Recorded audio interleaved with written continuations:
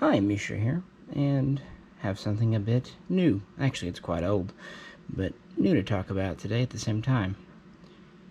Anyone who follows the channel, has done so for a bit, knows that Jay and I both have assembled T91, Type 91 carbine clones, which are the standard issue rifle in the Taiwanese military today. They're used by the Army, the Navy, the Marines, as well as quite a few police. And it's also been a big export for that nation. It's produced at the state-owned arsenal or factory 205, and is really the latest in a long lineage. And this was really the first family of short-stroke gas piston-driven AR-type guns. The Type 91 or T91 is an update of the T86, and the T86 in turn was derived from the T65 K3 carbine, and the K3 was an update, shorter version of the original T65 and T65 K2 rifle. And that's where it all began. Now, I don't have a rifle to show you today. This is a parts kit, just in, and these were formerly very uncommon in America. Even though over 100,000 were built, they saw service beginning in 1976, and some are still in use with reserve units, police, training, guards, and even the Taiwanese Air Force. And they were exported, including to South America, which is actually where these kits are out of, which will kind of explain the overall condition. So in this video, we're going to talk about the history, kind of compare what these are, and open up some bags and go through the parts kit and talk about who's importing these and kind of the details there. Now the Taiwanese military,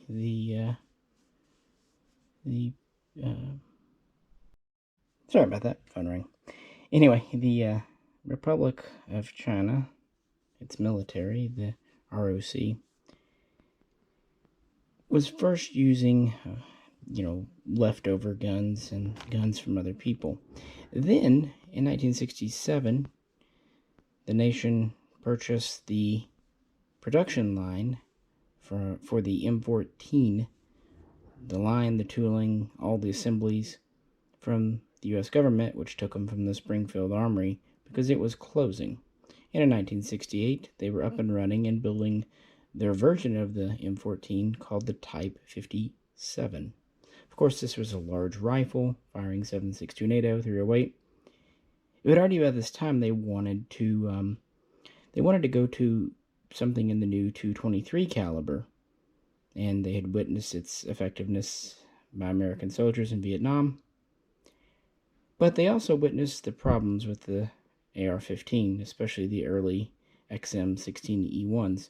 So they really wanted to make something more reliable and soldier-friendly.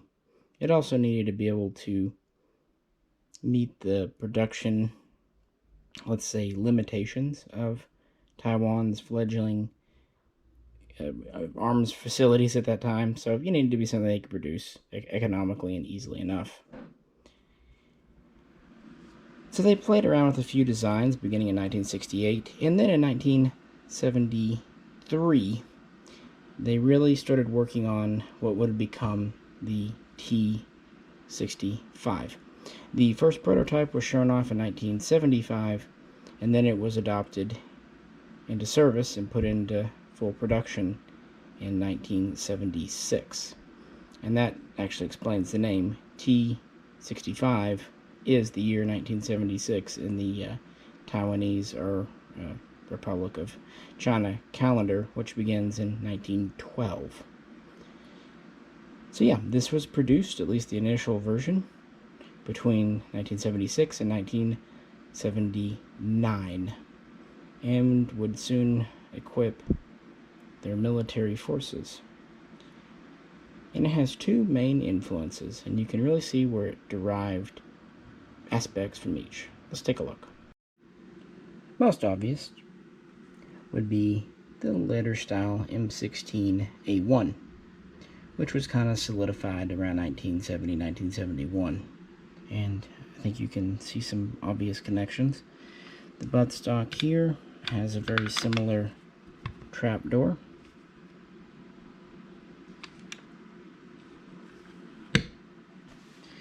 We have an upper receiver with a port door, rear mounted sight, same charging handle, same style of bolt. Let me sit you down, I'll pull it out.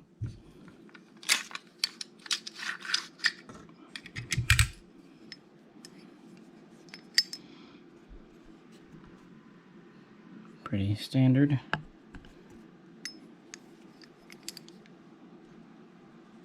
Well, nearly so. Very similar pistol grip to a A1. And a very similar, where did I set it? I don't know.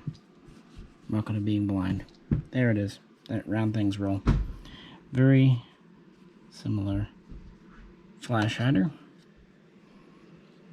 to an A1.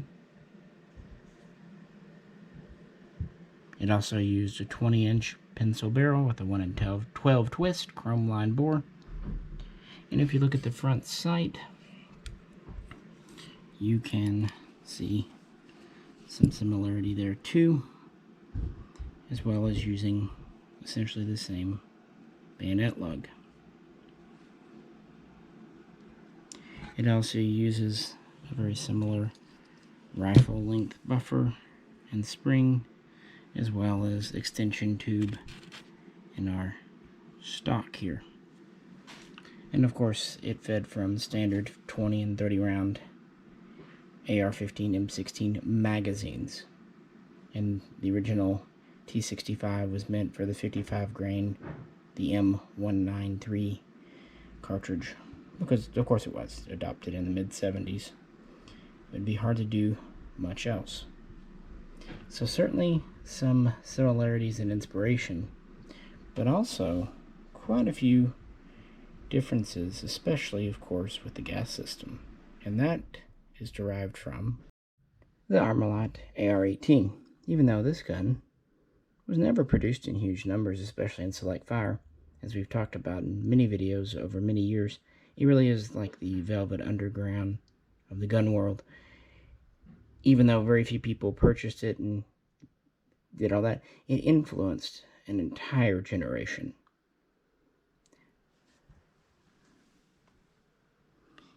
And you can really see quite a bit externally.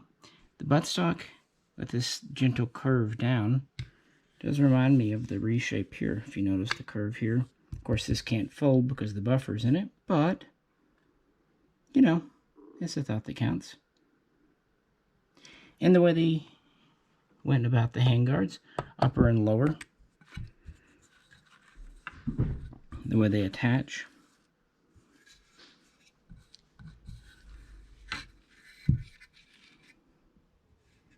pretty similar. And really just the way the rear sight is mounted in the back of the receiver here, without a carry handle up front.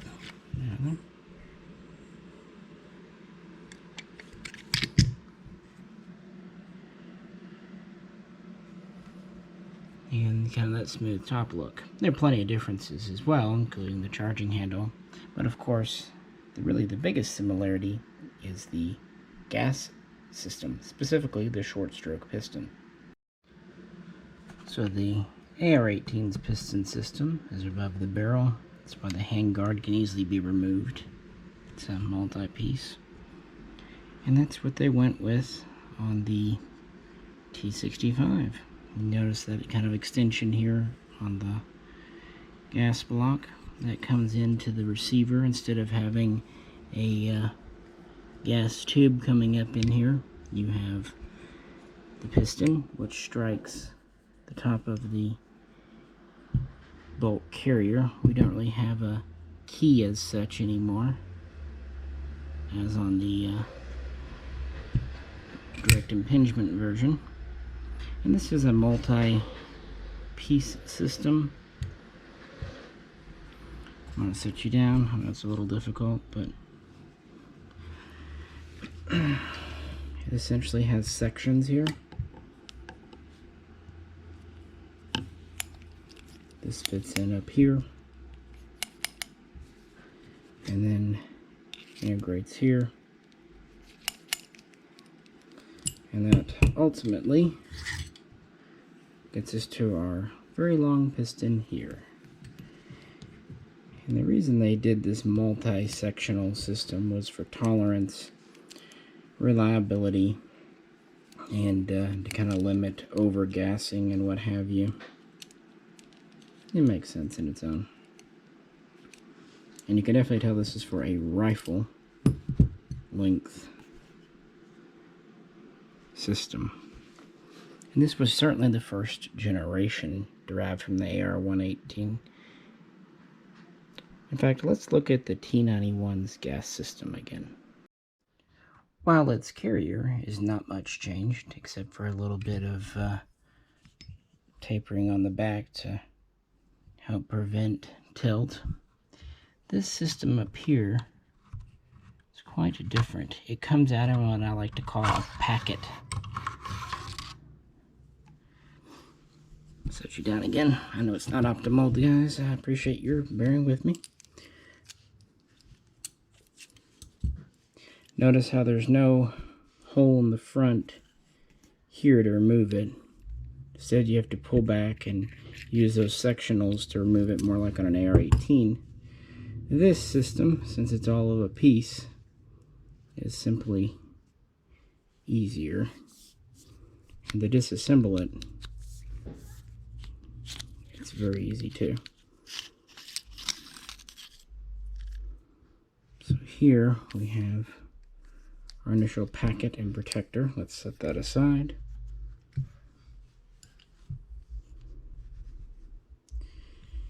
And here we have our regulator head. Here's the spring, which the T65 also has a spring. And notice this is a contained, it's flexible but contained system.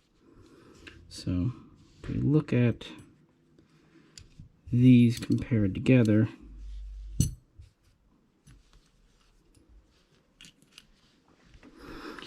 you can definitely see when, one, the carbine is quite a bit shorter overall, and two, how they simplified it and honestly made it a more reliable system.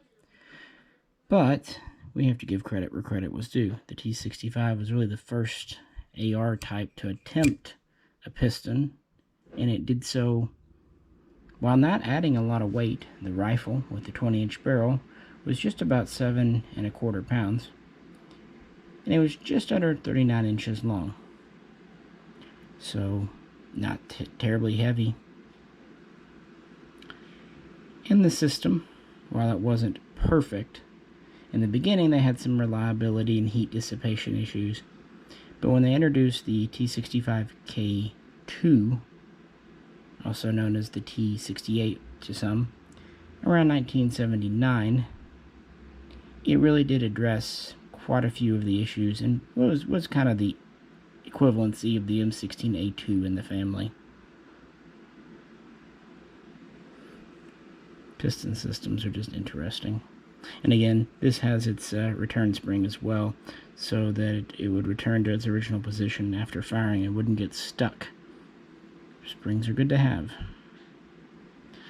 So yeah, that's kind of a comparison with the T91 gas system.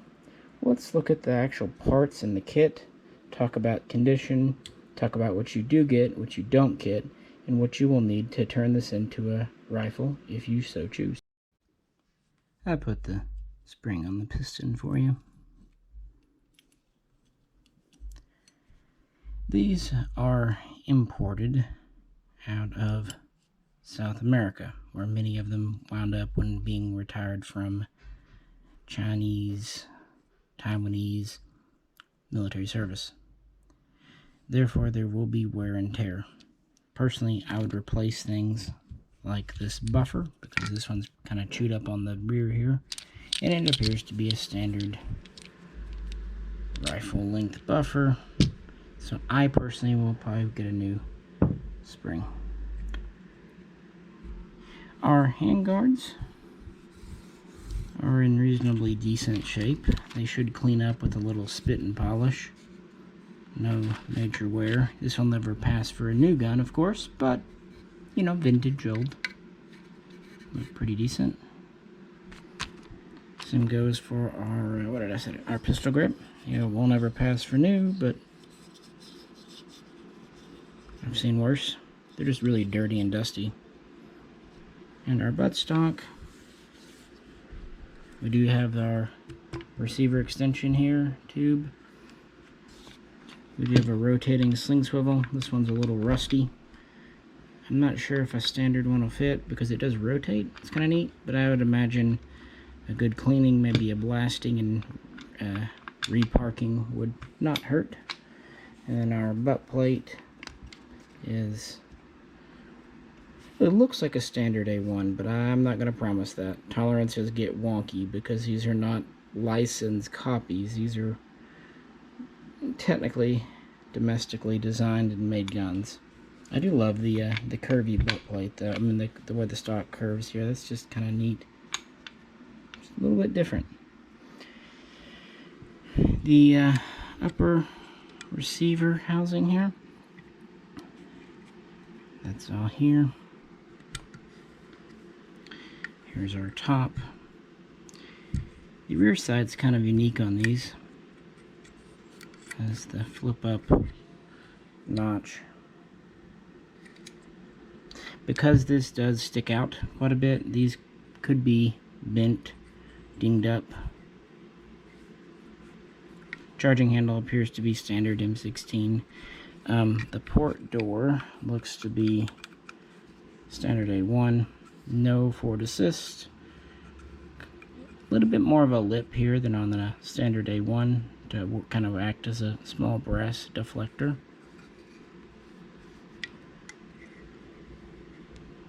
It's up to you if you'd want to re-anodize or go for the been there, done that look. Bolt carrier looks pretty good. I mean, it's not new, but the pieces are here.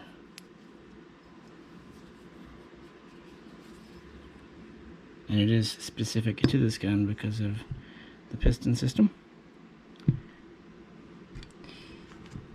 The front side's really neat. We have a rotating sling swivel that can be on either side. We have a standard front post, but then we also have a flip up night sight. Of course, extremely long dead, but it's there. You could paint it with some white paint or fluorescent paint to make kind of a low light sight, perhaps. It's just a neat unit.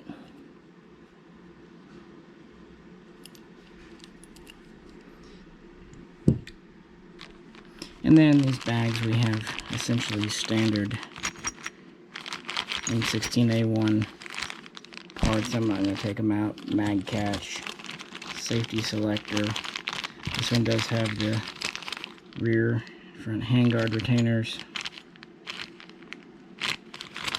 Keep in mind the fire control group will either need to be modified or, better yet, just replace it with a semi-auto only. That would be my advice.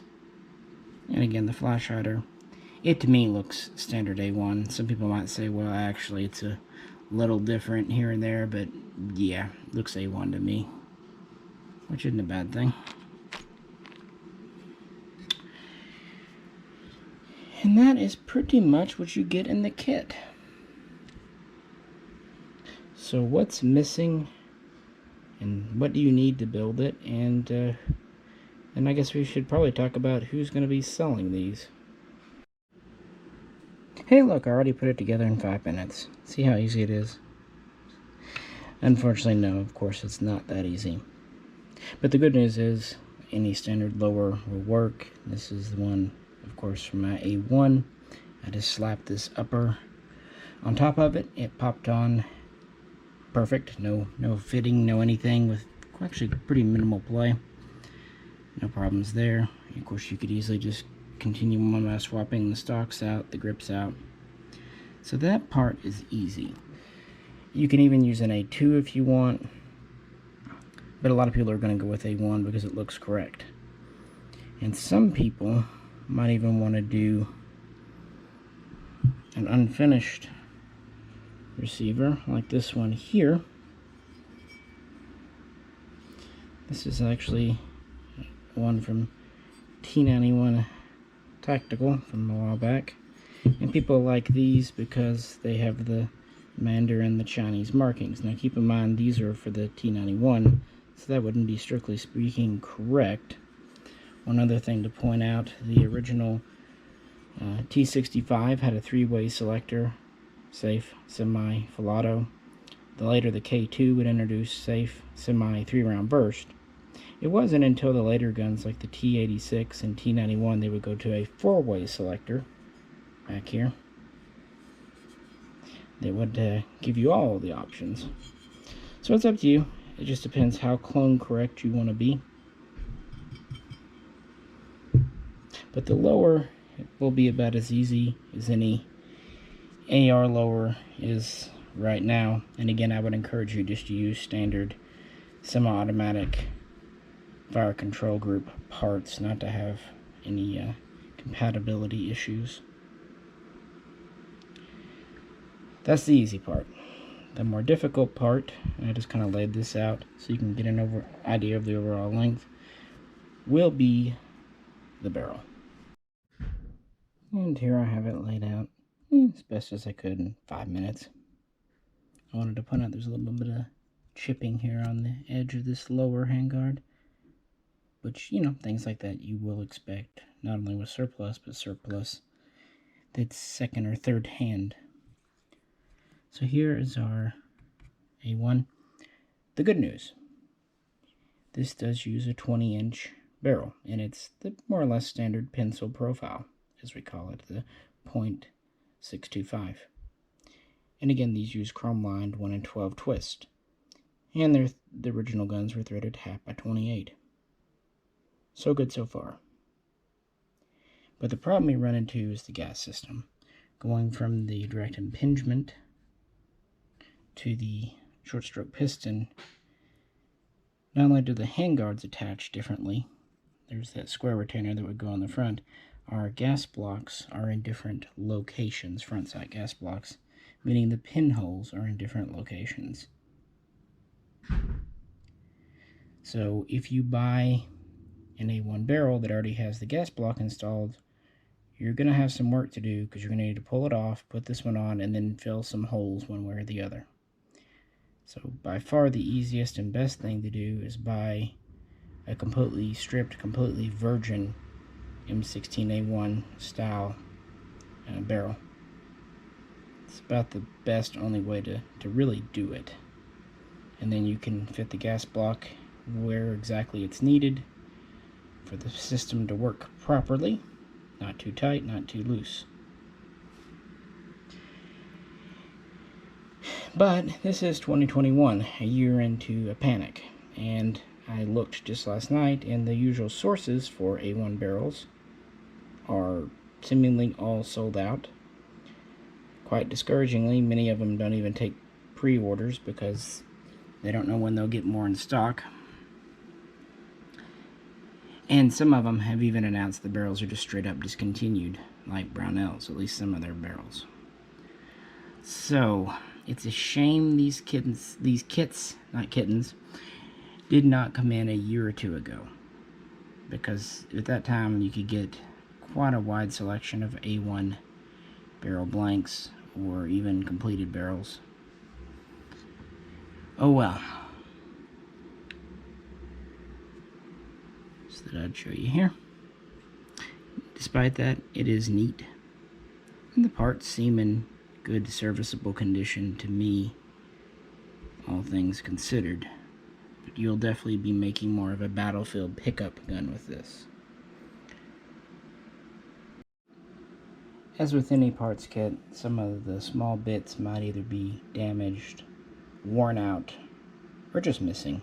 And there will be a couple that we know won't be included with this just because of how they were demailed overseas. One of them is the screw that goes into the top here. It's part of holding the handguard on. There's also a kind of rivet thing that's missing in that area. So a few things were trashed during the demail. I imagine when the barrel had to be cut up. But luckily the importer is doing what they can to try to find some replacement parts, either original or adequate. In fact, I know they've spoken with Sean at T91 Tactical, and he's doing what he can to get some small parts for these. But keep in mind, the T65 has not been produced in this version since the 80s, and the later versions since the probably early 90s. And right now, while they're not the importer, the distributor, as far as I know the only one, is HK Parts Net. Right now, I always hate giving exact numbers, but I will say this. They brought over fewer than 1,000, quite a bit fewer, and under 500 of those are complete kits without a major damage. Again, you might get small things like the chip in this lower handguard here, but some of the kits came in with damaged rear sight or maybe a cracked buttstock, you know, things like that. So this was an extremely rare kit in America, and it will probably remain so unless more are able to be imported, because the distributor only has a few. Now originally these are going to be released on June 1st. But it's been decided that they're going to up the date. I'm not exactly sure when, but soon. I'm sure I can post a comment, pin it, when I get a date. And what I'm being told is they're having a retail MSRP of $1,200. Think of that as you will. For retro builders, if you try to piece these together, getting the buttstock and the upper and the specific handguards, the gas pistons, parts add up, even $50 here, $50 there, but it's up to you. The good news is if you can find the lower in the barrel, they should not be terribly expensive. So you should be able to put one together for under $2,000, one would hope. And this year and time, I don't know. But it is a neat kit. And it's honestly in better shape overall than I was expecting based on what I was told over the phone. And I was contacted about these again kind of because of our several videos on the T91, aka the Wolf A1 upper. Plus I've dealt with T91 Tactical quite a bit over the years. Another good thing, at least they do feed from standard mags. This is an actual Taiwanese production mag, actually obtained from T91 Tactical, now that I come to think of it. But regular ones will work just fine. Yeah, and the T91 here is of course the more modern variant. And Jay and I had a lot of fun. I remember why we even got a Wolf A1 upper to begin with, and it was originally the 16. And it worked well and it was fun. Ended up getting the 14, Jay kept the 16, pinning on the muzzle device. and swapping out the front sight base to give it the bayonet lug and small pick rail. Notice how the handguards, they're still a top and bottom split. They're just a newer material and more of a triangular shape versus square. And the uppers are actually very similar too. This still harkens to the A1, but of course it's a flat top. This carry handle is removable. And starting with the, well, really T65K3 and then the T86, they went to collapsing stock. First it was a two-position Car 15 inspired job. This is more kind of a cross between a Car 15 and an M4. It's a three-position kind of unique tube that it's on.